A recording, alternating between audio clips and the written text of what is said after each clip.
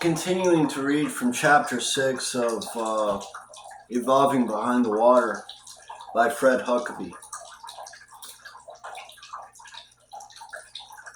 This is part 2 of 2, chapter 6.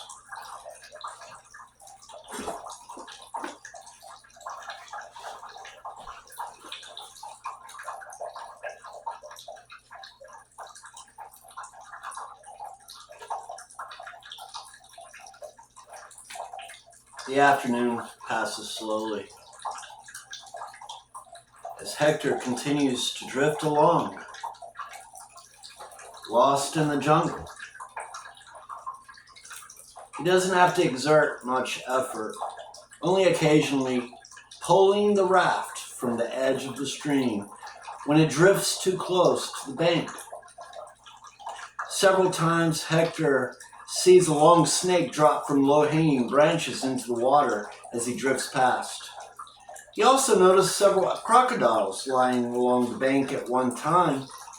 He thinks again how glad he is that he's not now walking through the dense, sinister jungle. Very late in the afternoon, Hector drifts slowly around a bend in the stream and sees some smoke coming from around the next bend shortly ahead. A fire! There must be someone ahead with a campfire. Drifting around the curve and not caring who it might be, Hector yells for help.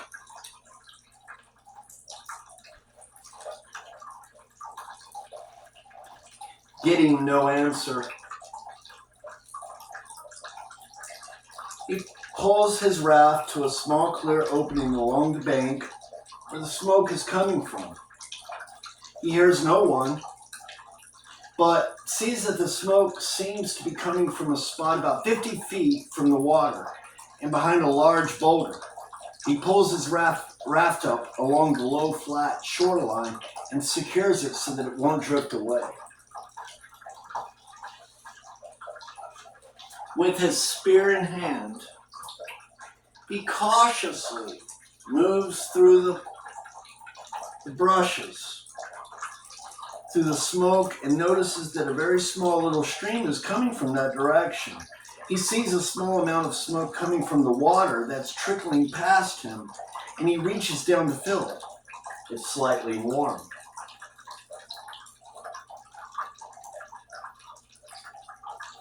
He walks on toward the boulder to see where the smoke is coming from and smells a strong sulfuric odor. As he comes around the boulder, he sees the source of the smoke. A small spring emanating from the ground beneath a large rock has created a large pool of hot water.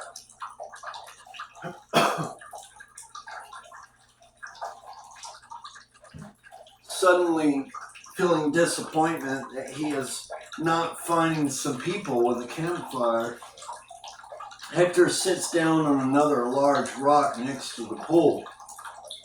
As he sits down, he feels the warm steam from the water and suddenly wants to get in it. The water has a definite sulfur smell, but he reaches tentatively in the water and feels the glowing warmth. It's almost hot. Putting his scratched, torn hands and arms into the warm water, Hector lets out a moan of satisfaction. This is wonderful, he thinks. Just what I need to ease some of my cuts, scratches, and sore muscles. Wanting to get in the water completely, Hector first looks around to investigate the nearby surroundings. He goes back and gets his pack and also to ensure that his raft is secured safely. Coming back to the steaming pool, he has decided that the area doesn't seem to present an immediate danger. As he drops his pack and jacket nearby, he can see that the area surrounding the hot mineral spring seems to be fairly free of growth. It's probably the minerals in the water. Hector also suspects that animals probably avoid the water and don't use it as a source of drinking. He then wonders if it might be possible to risk sleeping next to it during the night. He thinks about that and believes that he might risk it if he can't find something better. Hector again looks around to see if everything seems safe. Then he pulls off all his clothes for the first time and lays them beside the pool. He lowers himself in the hot water and lets out a long sigh. He lowers himself in the hot water and at first, as he adjusts to the water, he feels that all of his muscles are going lax. This is the best that he has felt since he left home. Continuing to lie in the warm water and slowly flexing his arms and legs, Hector can now see how many cuts, bruises, sores, and insect bites he has. Maybe the minerals and the warm water will help him to heal, he thinks. His neck even feels good now that it has adjusted to the hot water. As he looks down at his body, he can also see how much weight he has lost. He was never really heavy, but he had several soft places around his body, especially his waist, where he had carried a spare tire. His waist no longer bulged at all, and for the first time in a long time, he could see that his stomach was looking quite flat. Thinking about that made him realize that he had no food and only the water he had gotten at the nearby river. The warm water felt so good that he didn't want to get up. But he could see that it was very late in the day and he badly needs to try to find some food. He also might be able to find a safe place in a tree where he can spend the night. After he forces himself to get out of the delicious feeling water and retrieve his clothing, he goes back down to the stream to get a drink of water. The stream. The hour lying in the steam bath had made him very thirsty, but it also had caused a lot of his aches and pains. Drinking his fill, he gets up and starts to look around. It's getting very late and will be getting too dark to wander off very far. So he will have to look in the very close vicinity. After a short walk around, he's unable to find a suitable place to create a bed and unable to find anything that he may eat. He reluctantly returns to the hot pool. He's concerned about his lack of food and having to sleep on the ground, but at this point he knows that he cannot wander off any further. As he prepares his site for sleeping, he feels uneasy about being on the ground without anything to protect himself. All he can do is unfold his pack and use it as a cover on the ground. As darkness descends, Hector lies there quietly, hoping that nothing crawls or creeps up on him in that night. Although he had been very hungry, he doesn't think at all about food.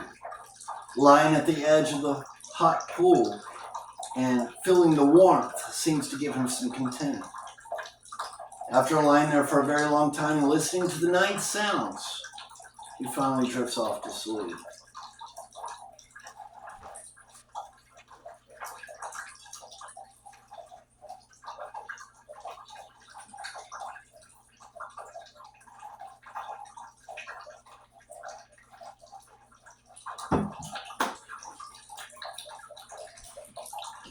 Hector wakes very stiff, probably more from lying so rigidly still that because of the condition of the ground, it's not yet light and his mouth is very dry and he needs a drink of water. Without his water container, he would just have to wait until daybreak. After about another 15 minutes, he can't see that it's getting twilight. Or he can see that it's getting twilight, which is good, he thinks. I'm ready to get up and stretch. However, it's still too dark to get up yet. And after about 30 minutes more of lying under the airplane's seat cover, he sees that it has now become light, so he rises. Wondering if some animal might be lurking down near the water, he worries that he might walk up on it by surprise. He lets out a loud scream, hoping that the sudden loud noise will scare away anything around. And as he walks toward the water, he begins to think, that was stupid. He probably also succeeded in scaring away anything that he might catch for breakfast. He quickly gets a drink of water and moves off along the stream, looking both near the water edge and in the forest for small animals. During the early morning, he found another bush of berries similar to what he had eaten before. Not quite so reluctant to eat them this time, he eats them all. There wasn't many, however. Birds had probably eaten most of them. He looked all along the water edge and in the low bushes for bird nests, but was not successful. All he saw were snakes near the water. Maybe he should consider killing a snake. Although he had never eaten one, he knew they were edible. After several hours, he decided to go back to the hot pool and rest for a few minutes. It would be a good opportunity to treat his wounds again with the therapeutic waters. This water is sure is making him feel good, he thinks. If only he could find something to eat. He knows he can't linger too long. He must get back to searching for food again. He goes back to the water and drinks as much water as he can because he has no way of taking any with him. This time he wanders further from his raft, but being especially careful to mark his way so he won't get lost. And in the middle of the afternoon, he's trampling along, keeping his eyes on the bushes, and then he sees a small wood duck just as it retracts its neck and flattens out in some thick bushes behind the log. Slipping slowly forward with his spear held like a bat for striking, he creeps toward the bird. The duck flattens further against the ground, and with a hard swing, Hector catches the bird just as it starts to rise from the nest. His swing doesn't catch the duck solid, but only glancing. However, it's enough to stun it, and before it can recover, he swings again, this time catching its outstretched neck. As it flops on the ground, he grabs his knife and quickly cuts the duck's head off. Looking down at the nest, he can now see why the duck didn't fly so quickly.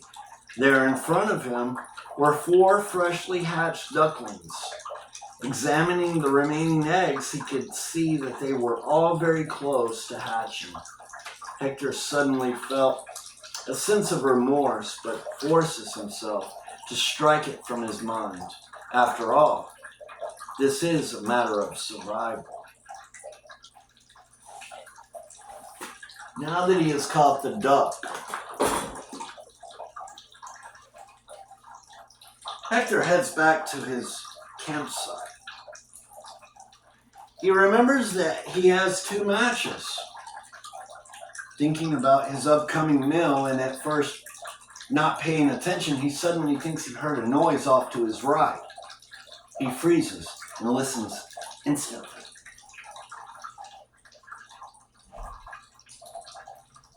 This time it sounds as if something is shaking some limbs and tearing at the ground. He holds his spear ready and eases forward slowly. Finally, he catches sight of what is making all the commotion. It looks something like a small bear from behind, and it's clawing furiously at the ground.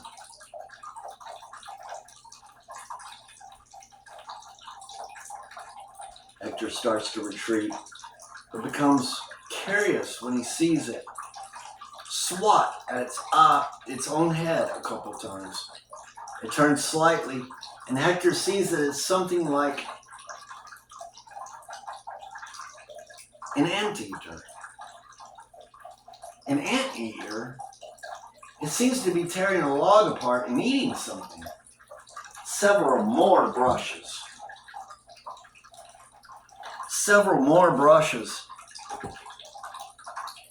at its own head, and Hector sees what is happening. It's an old tree that has recently fallen, breaking open a beehive that was contained inside. The furry animal is further tearing it apart and is tearing out the honeycomb. Hector's mouth instantly starts to water as he thinks about honey. He has always loved honey anyway. The animal continues to gorge himself on the honey. But Hector is afraid to move. If it would only leave, he would go and see if there was any left. As he watches it continue to eat, he gets angry with himself. Damn! It might eat it all, he thinks. Seeing that the creature doesn't look too imposing, he finds a good-sized stick nearby and hurls it at the animal. The animal looks up at him and then turns back to the honey and continues to eat. Hector is getting angrier now and hurls several more sticks and rocks at the honey eater. Finally, the animal seems to become annoyed with the strange beast hurling everything in the woods at him. So he shuffles away, looking back and growling his disapproval. Hector edges forward. You can still see bees buzzing around the torn log. Hunger drives him forward anyway. He zips his jacket up and buttons it tightly around his neck. However, his face, head, and hands remain exposed. He looks at this big slab of honeycomb and can see that there is still some honey left.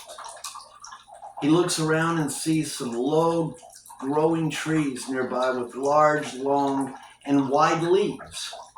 After he pulls several leaves off and wraps one around his neck, he edges forward to the honey. The bees seem to be scattered now and are not coming after him directly. The bee-eating animal seems to have taken his toll on him. With a long stick, Hector prods at the log and the still large pieces of honeycomb lying scattered about. He tries to rake some large pieces away from the main part of the log where most of the bees are still buzzing. If only I had something to carry it with, he thinks. He then thinks about the large leaves that he has wrapped around his face and neck. As he unwraps one of the leaves, he finally maneuvers a large piece of honeycomb onto it. He then tries to get another piece and gets stung. Swatting at the bees, he backs away and then tries again. This time he succeeds in getting another piece, and with the two large leaves dripping with honey, he backs away. But not before getting stung 2 more times.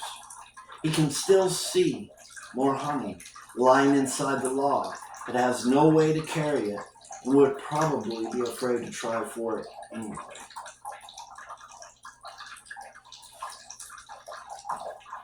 With his bee stings burning, he takes his 2 slabs of honey and picks up the duck that he has dropped shortly behind him. He then heads back to his campfire. As he walks along, he intermittently stops to eat a piece of honey. When he gets to his site, he has got sticky honey all over his hands and some on his clothes. As he lays everything down, he sees that he has only one good slab of honey left, where the little octagon cells are not broken. He washes off the wide leaf and lays the section of honey on it, Placing the slab of honey on a big rock nearby, he starts to wash the sticky mess from his hands and arms. The hot water aids in melting down the honey. He still has honey on his trousers and needs to clean them, but decides that he can do that later. First, he needs to get a fire started to cook the dough.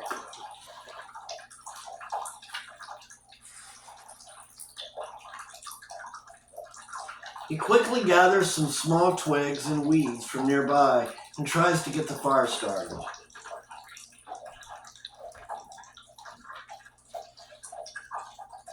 He's very careful to have some good material before risking his 2 remaining matches. His caution and extra preparation paid off.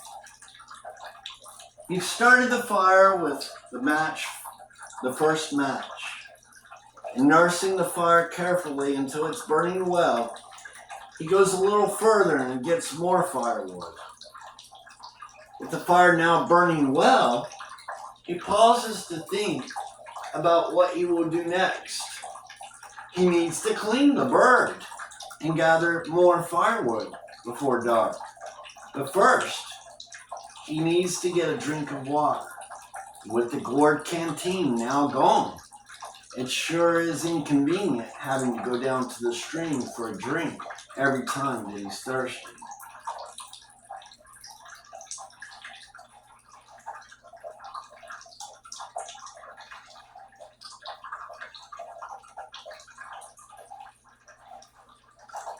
As he approaches the stream, he sees a couple turtles lying on the raft that he had dragged from the water. One immediately jumps into the water and disappears, and the others crawl into some weeds at the edge of the water and submerges just under the surface. Hector bends down and gets a good long drink of water. Boy, how I wish that I had a container to carry water with me again. As he sits there drinking more water, he can still see the turtle lying just under the shallow water in the weeds. Hey, why am I passing this up? He thinks. He reaches carefully into the water and with a quick grab, snatches the turtle from the water, tossing it on the bank of the stream. He flips it on its back so it won't get back in the water and retreats into a shell. Picking up the turtle, Hector hurries back to the pool where he left everything else. He doesn't want to risk having some animal steal his duck.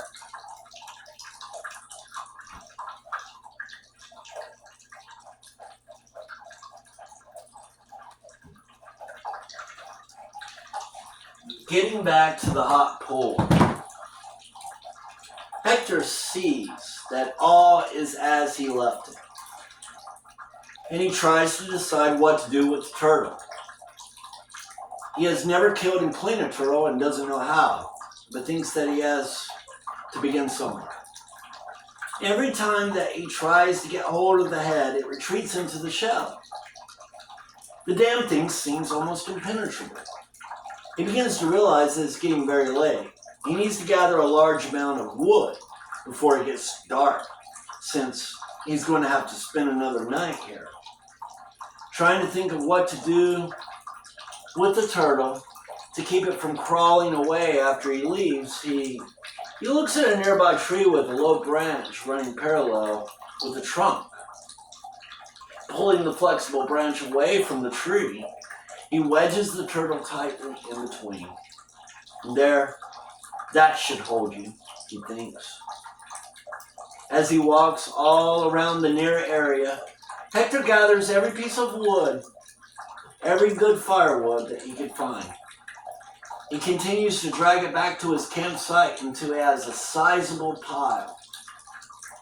I sure would like to lie down in that hot water right now, he thinks, but I have a lot to do before it gets dark. And with everything finally in place and another trip to the stream for a drink of water, Hector finally settles down to clean the bird.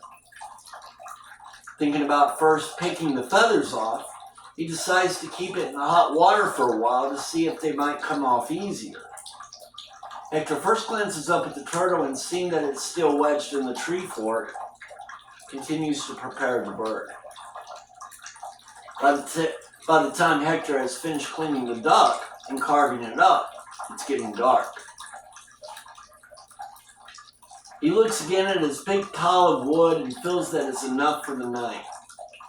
He was careful to dispose of all the unused parts of the bird in reasonable distance from his camp. Maybe he could avoid attracting too many creatures to the place where he would be sleeping. And with the fire going hotly, Hector starts to roast the duck. As he turns it slowly over the fire, he can hardly keep himself from taking it off the fire and eating it.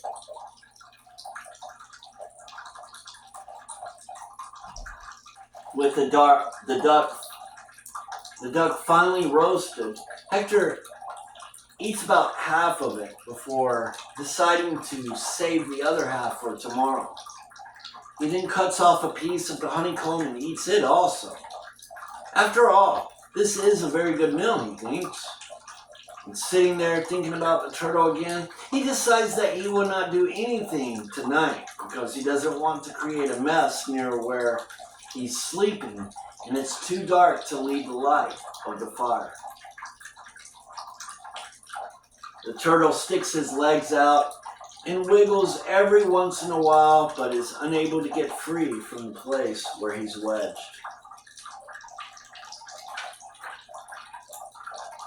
With his hunger satisfied and the fire freshly stoked, Hector decides to take a bath.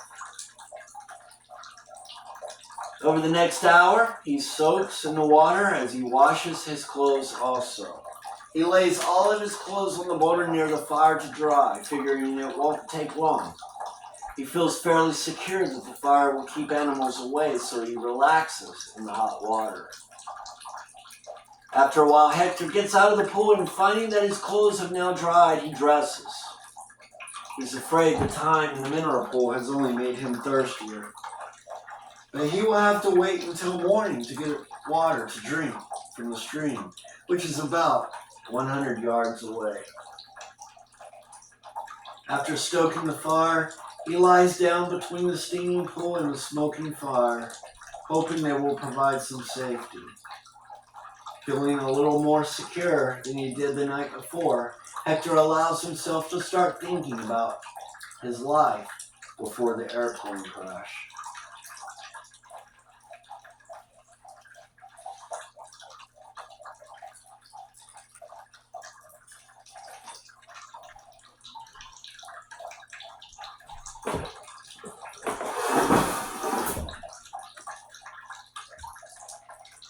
"4 weeks before he left on the plane toward Houston and his ill-fated crash, Hector had come upon an extraordinary opportunity. He had received a letter in the mail and a clipping from an article about an estate settlement. One small part of the holdings of the estate was a piece of land in southwest Colorado with a small lodge. Hector found that the remaining benefactors of the estate were a couple of nieces and nephews living in New York and London.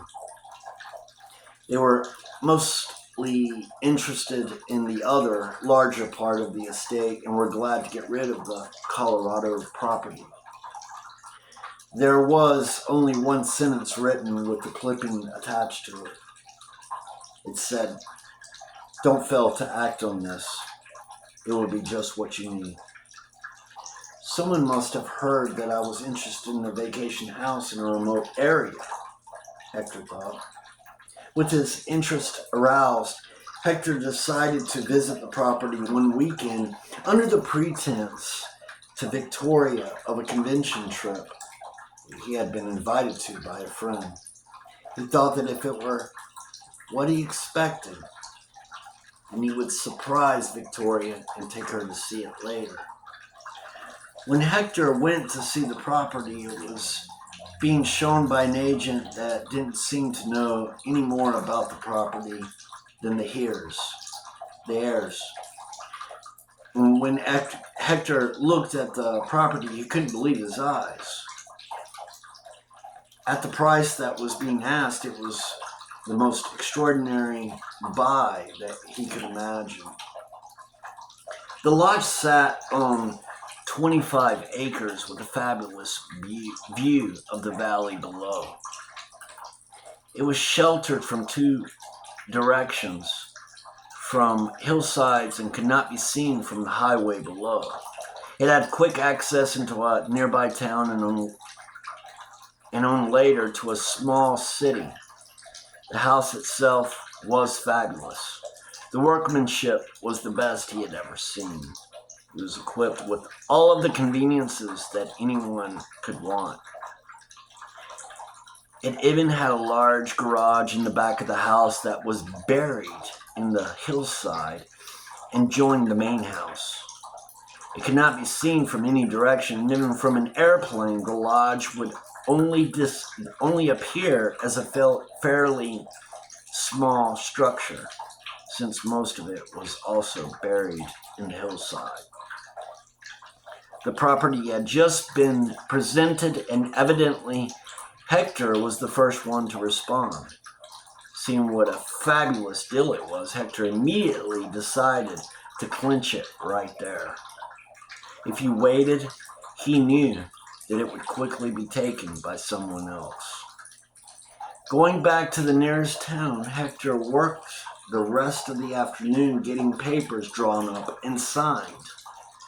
With a little extra bribe money to a local attorney, he managed to get settlement speeded up and completed for the property.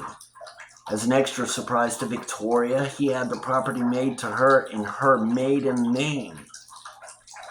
The attorney thought that it was rather irregular, but was finally convinced by Hector's extra persuasion. He had finally allowed Hector to act as the purchasing agent, but said that Victoria would need to get her signature attached within the next 6 months. All of this required that he take an extra day, but Victoria was told that the convention was extended. He couldn't wait to bring her and show her the surprise. By the time he got home, Hector had decided to contain his excitement and save the surprise for Victoria's birthday after he gets back from his adventure trip.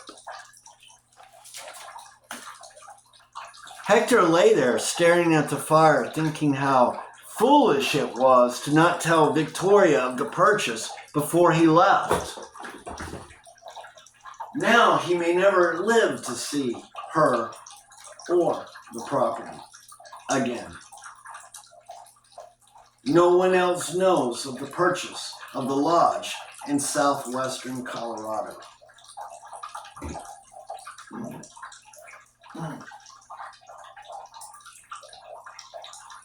The next morning,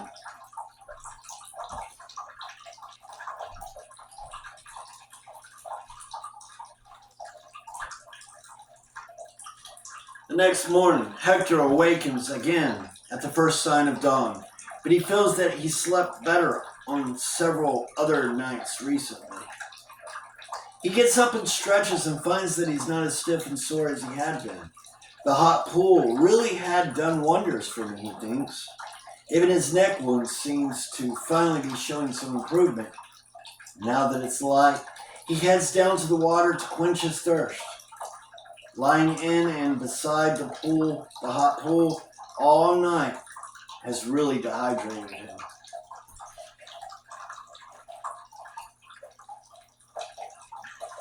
After drinking as much as he can hold, he looks at his raft and thinks how anxious he is to get out of here and move on down the river. Surely he will come to some kind of civilization soon. Back at his campsite, he decides to eat the remaining honey, since he has no way of carrying it. It's a fairly large piece and makes him break out a hard sweat on his forehead and become a little bit nauseated by the time he finishes it all. But he figures that his stomach will settle down after a while and will give him plenty of energy. He then turns and looks at the turtle, still wedged between the tree trunk and close, tight branch. It no longer seems to be moving, so he grabs it and pulls hard, getting it loose from the tight spot. It does move now, so he can see that it's not dead. As he thinks about cutting the turtle up and seeing if there is some part of it he can eat, he decides to first rebuild the fire that's still burning slowly. He then uses his spear to try to pry the turtle from the shell to kill it. He's surprised to find how hard the reptile is to pry loose. And finally, after using both the spear and his knife, he's able to kill it. Cutting it from the shell proves to be a very messy task, but he finally manages to cut the legs off. It's so hard and messy that he decides to leave it at that.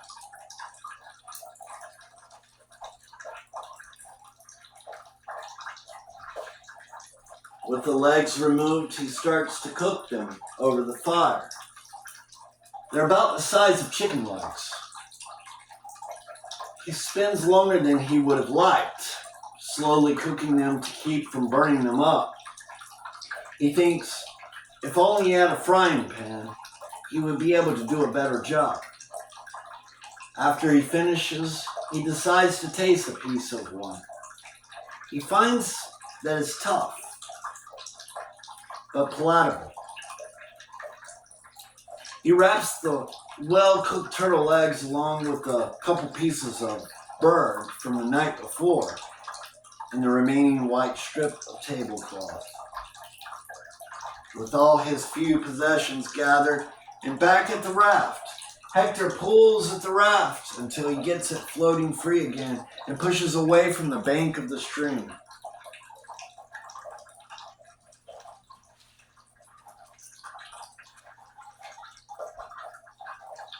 He's glad to be moving again. He has gone less than a quarter mile down the stream when he sees a tree on the opposite bank with what appears to be some kind of fruit. Thinking for a moment about what he should do, he decides to continue on. After all, he has barely gotten started back on the river. The slow, meandering stream still is unchanged. It seems to get no bigger and no smaller than when he first met it. It just keeps rolling along. The sun is high in the sky, and he has been gone from the hot mineral pool for about 5 minutes now. Or 5 hours now. Fortunately, the overhanging trees provide intermediate shelter from the midday sun. Hector drifts for the rest of the afternoon.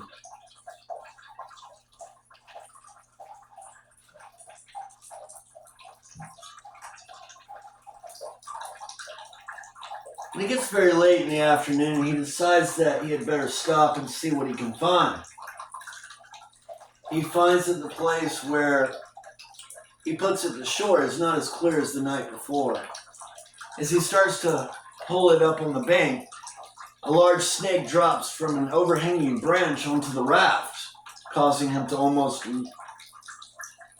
lose his balance. Hector manages to use his pole and flip the snake away from the raft and into the thick weeds around him.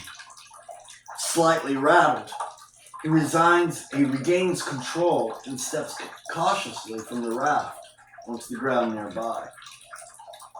As he looks around to see if there's any clear ground nearby, he hears a splash and rush of weeds. Turning quickly, he sees the large crocodile just in time to jump and run behind a tree. With the trees and growth so thick, he's able to dodge around them and avoid the grasp of the huge jaws. Looking back towards his raft, he can see that it's starting to drift away from the bank.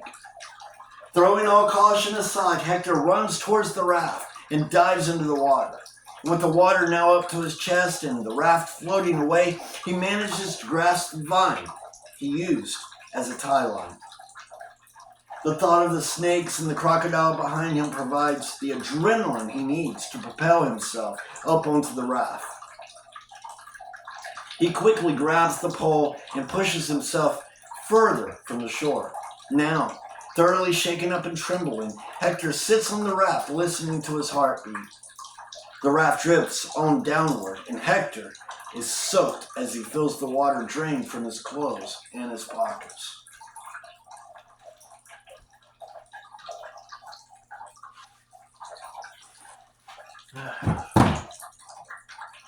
Not wanting to chance the shoreline again, Hector continues to drift for the next hour.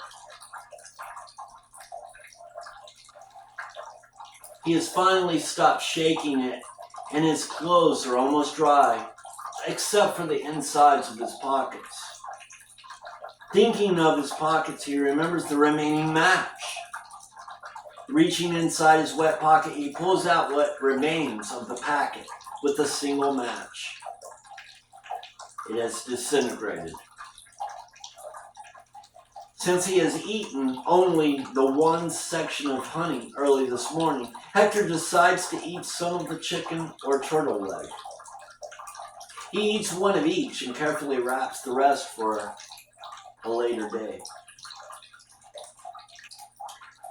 As dusk turns to dark, Hector finds himself still drifting along the raft, unable to find a good landing place and unwilling to chance going into the deep jungle. He tries to stay in the middle of the small river.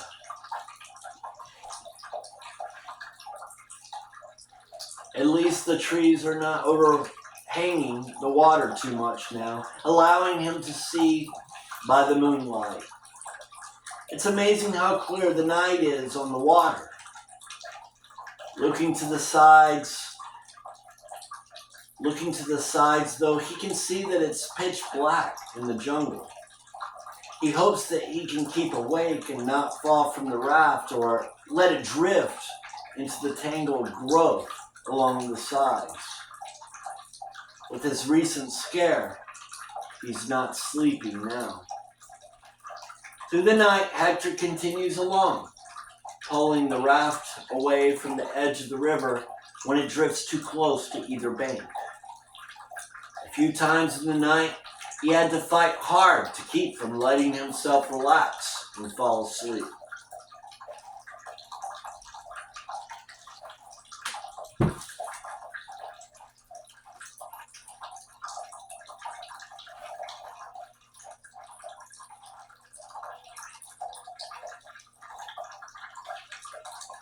Morning comes, and he's very tired. But the light, it revives him somewhat. About mid-morning, it starts to get warmer, and he gets very sleepy again. Knowing that he has no choice, he has to find somewhere to stop before he falls asleep on the raft as it drifts. He still can't find a good place to stop, but soon sees something that might work. A tree branch is hanging far out over the water and very low. He lets the raft drift underneath it. Finding the current very calm here, he takes some of the vines he had brought along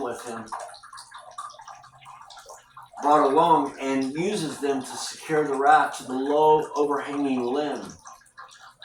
Using the remaining piece of vine, he ties himself to the raft and the tree branch in a way that will allow him to lie down on the raft. He looks around carefully to see if there are any crocodiles nearby, but he's so sleepy that in no time he falls asleep.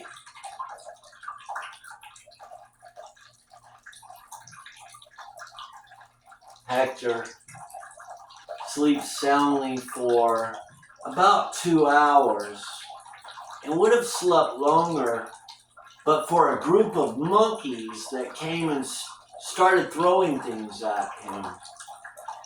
Waking suddenly and still tired, he sits up.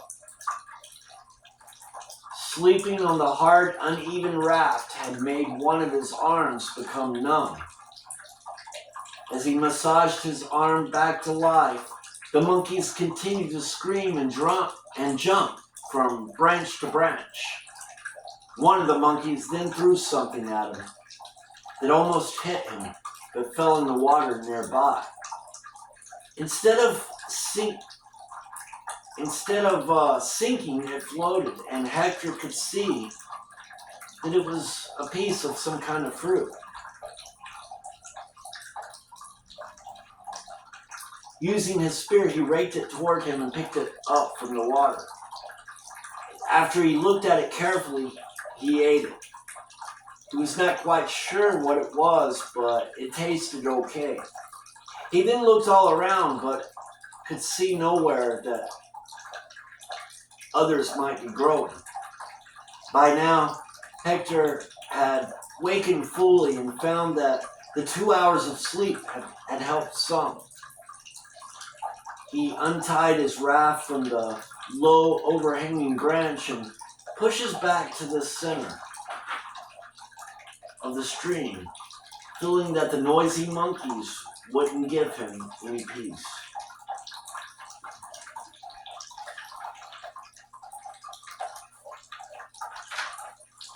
Two more days of drifting, avoiding snakes and crocodiles and getting little sleep, had left Hector very exhausted.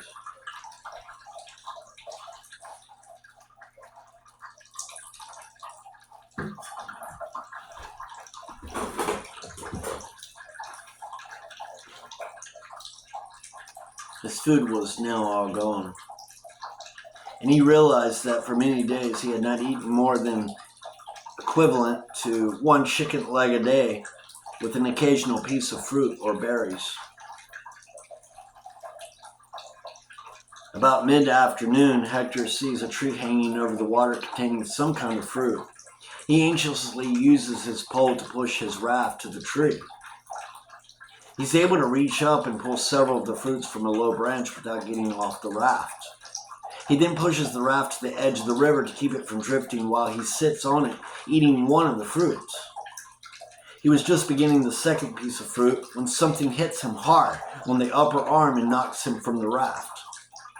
As he sinks below the water, he struggles to get up and feels that something is holding his arm.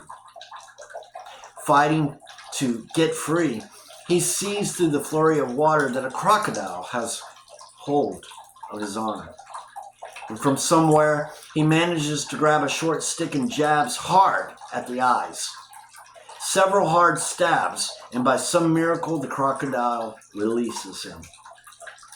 Hector fights to get himself back onto the raft with his good arm. He finally succeeds, and as he looks back around, he sees the crocodile that has attacked him. Fortunately, it was not a large one, or he would not have gotten away. Nevertheless, his arm seemed to be badly torn. The shirt was ripped nearly away, and he was covered in blood. He hardly knew how he managed to get the raft back out into the river again, but he was glad to see that the crocodile didn't follow him. He cut away the sleeve of his jacket and managed to tie a tourniquet around his arm to stop the bleeding. He was now just letting the raft drift uncontrolled. With one arm badly damaged, Hector drifted on through the night, somehow not falling from the raft.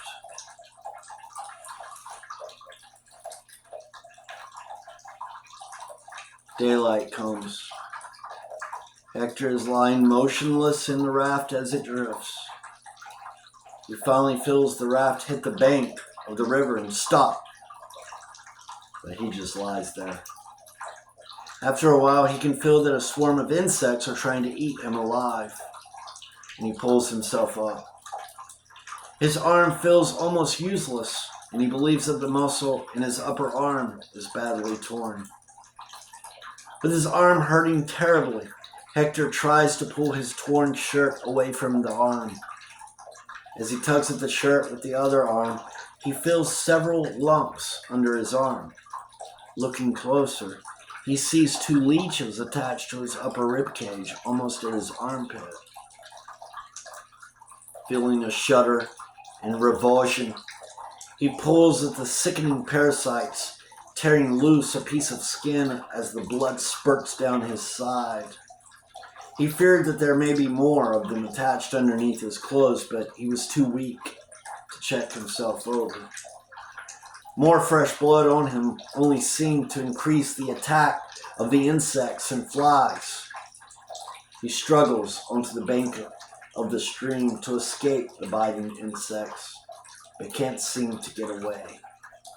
By now, he's feeling desperate to get away from the insects. He starts to stagger along through the jungle, which is not quite so thick right here. Hector doesn't know or care how long he has been struggling along, but he continues to force himself forward. By now, he has given up trying to swat away the insects with his one good hand. The insects are now feeding on him at leisure.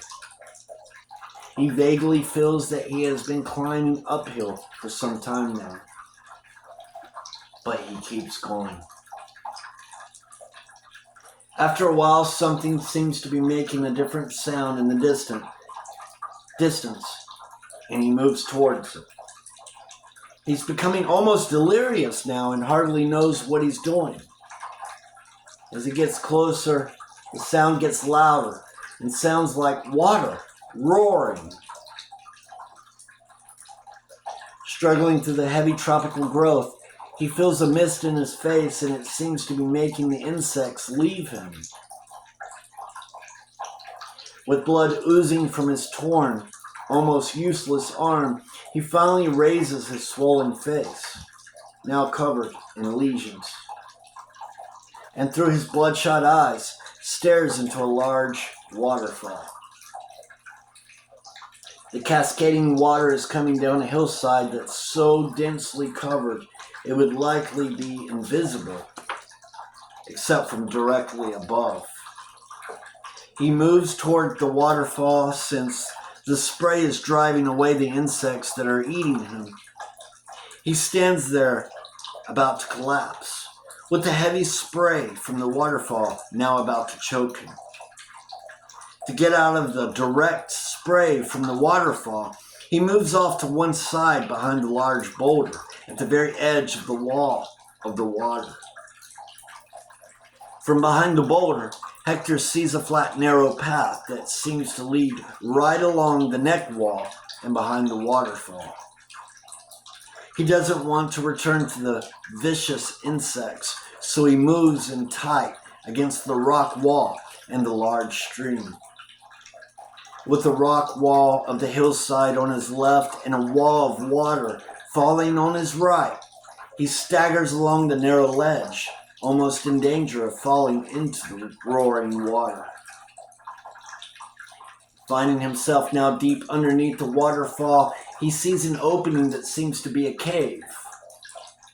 It appears to be drier a little further inside and away from the torrent of water falling from overhead.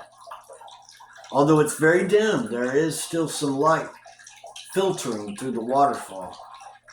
As he leans back against the smooth wall, he lets himself slide down slowly until he's now sitting and lying back against the astonishingly smooth rock.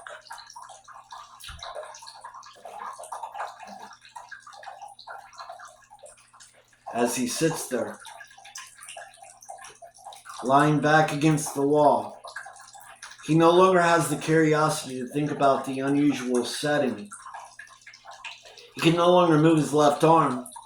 He has lost a lot of blood. His face and neck are swollen from insect bites, and he hasn't eaten in 2 days. The thought slowly comes to his mind that he may never move from this spot. And with his hope finally gone, Hector closes his eyes and lets his hand fall on a polished section of the rock beside him. A sudden hum and low hiss causes Hector to open his eyes and look up. The rock wall has parted and a doorway opens, exposing a tunnel with a soft blue light leading further back into the hillside.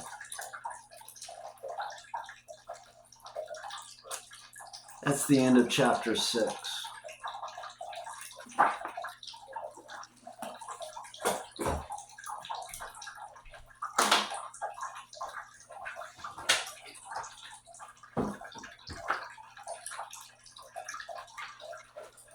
Thanks for joining me on this reading. If this is your thing, next video will be chapter 7.